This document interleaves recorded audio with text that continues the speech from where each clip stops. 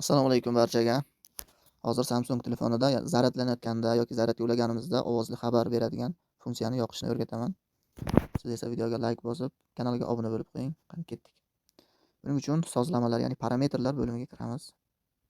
Keyin rejim va kun tartibi. Xuddi shu joyni bosamiz. Balandga ko'taramiz. Mana pastda kun tartiblari degan joy bor. Xuddi shu joyni bosamiz. Tartiblari. Bu yer hozir kun tartibini men qo'shmaganman. Endi mana balandda plus belgisi bor. Shu joyni bosamiz. Stalkada ko'rsatsak. Plus belgisini bosamiz. Mana bu yerda ikkita plus belgisi bor. Bu kun tartibini nima chaqirishini qo'shish. Yani birinchi plus belgisini bosamiz va baland ko'taramiz. Batareya darajasi. Shu joyni bosamiz. Bu yerda hozir 5 deb belgilab qo'ygan ekanman hozir. Bu foiz belgisi. Batareya foizi.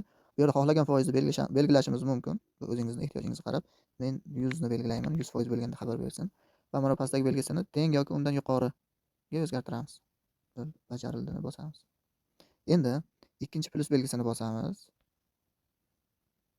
Mana joyni. Baland ko'tarib bildirishnomalarni bosamiz. Va mana ikkinchi qatorda maxsus bildirishnomani ko'rsatish. Shu joyni bosamiz. Sarlavha kiriting degan ekan. Shuning uchun bu yerda tayyor deb yozib qo'ysak, bildirishnoma matni xuddi shu joyga. Misol uchun nima deb sizga bildirishnoma bildirishini yozishimiz kerak.